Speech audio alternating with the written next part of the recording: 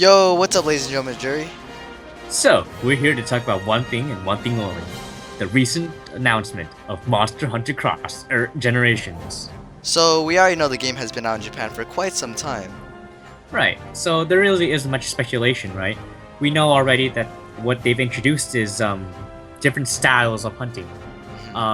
There will be the normal vanilla guild style. This is like indicative of every other Monster Hunter game prior, right? And then we have the striker style, which provides a different style of gameplay. Basically, when you take damage and you deal damage, you're filling up a gauge. And what this gauge does, we'll get into later. But there's another style called the Bushido style, and that's about Bushido, cool, right? Ooh, Bushido. Oh man, going into them samurai stuff. Samurai, yes. Oh yeah, but basically, it's a style that focuses heavily on rolling and dodging out of the way.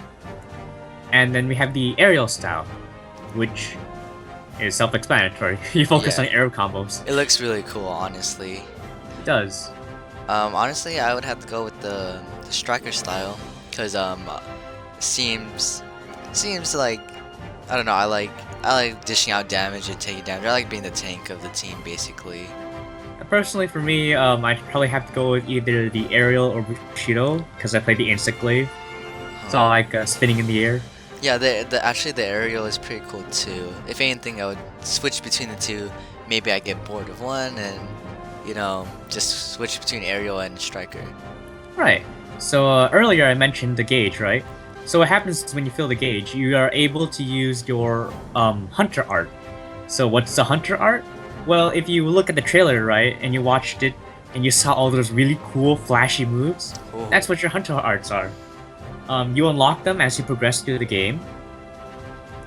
But for the most part, you'll start off with a general, general skills that are like, better dodging. But there are also weapon-specific, weapon-specific hunter arts. For example, I believe the long blade has the Sakura slash or something like that. Let me check. While you're checking that, going back on what you're saying about unlocking these arts, I like that because it brings us like more of a sense of progression. Because Monster Hunter, you don't level up. You basically get better equipment, and now this time you get better abilities. So that adds a little more progression, and I like that. Right. By the way, it's a Sakura Spirit Slash. Oh, there you go. You gotta get the name right. Oh, yeah. Spirit Slash. Okay, double S. That's what you call it. But yeah, either way, so obviously, right, there's no level up system. And Monster Hunter is a game about skill, As you progress, not only do you get better armor, but you yourself, hone your skills in. You get better at dodging, predicting the enemy movements. Yeah, it's all about predicting their attack patterns, and then and then when you die, you're just like, well, shit, we just cost our team some gold. And not to mention, valuable retries. Definitely. Oh god, all the pain in Monster Hunter 3 Ultimate. Oh jeez. The Devil Joe. Oh man. Randomly appearing in the middle of our mission. Oh my god, I hate that. I swear, the Devil Joe or any monster like that is in the game. Oh god, I'm just gonna be like, I'm gonna bring dung bombs and just keep them there in my inventory. Just have a field day. Yep. Oh well, I mean there is that dinosaur one that with the tail that creates like this huge spark shower. I haven't seen that. Oh my god. You haven't, dude. Where have you been? I don't know, man. But all I know is that I'm excited for this game. I also saw that you can play as a cat. Your little cat person. Oh yeah. Yeah. How is that gonna work? I'm not quite sure. Well, like, I guess for all you furries there, you can play as your little cat and dress them up in Mega Man outfits and Devil May Cry outfits. What else? Street Fighter. Street Fighter, yeah. I don't know what else there is by Capcom. Maybe you get some Nintendo characters. Oh, I think I saw that Marth and there's gonna be Marth and Lucina skins.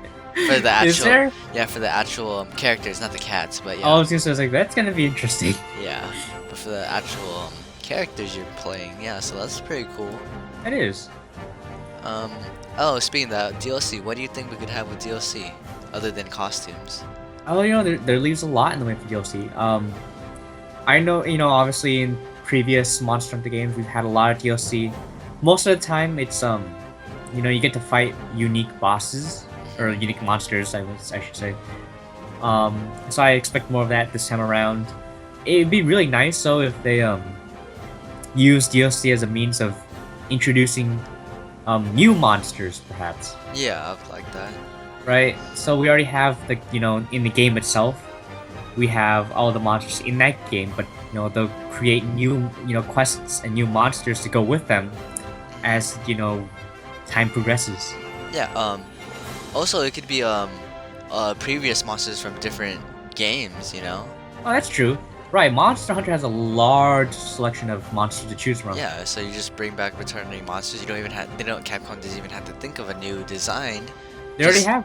Yeah, they already have one. So just Yeah. port it over, I guess, and make money.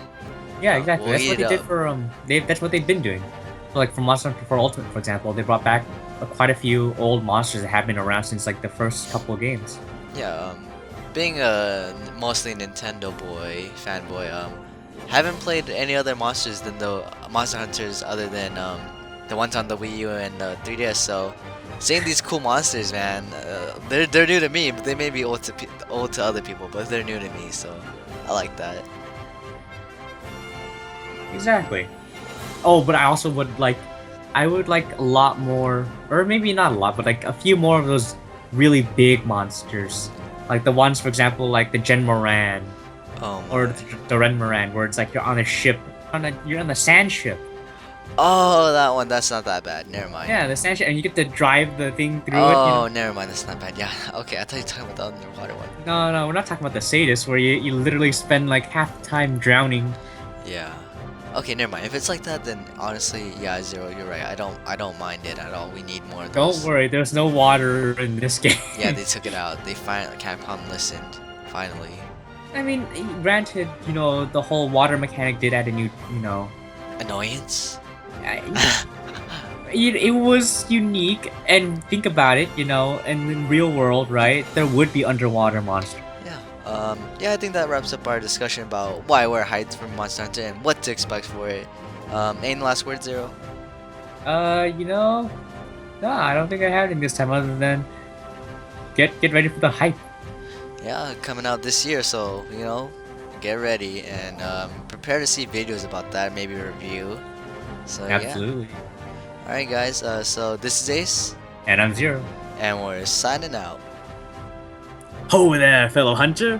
Why don't you join our party and check out these other videos we have for you? And while you're at it, why don't you leave a like, comment, and subscribe?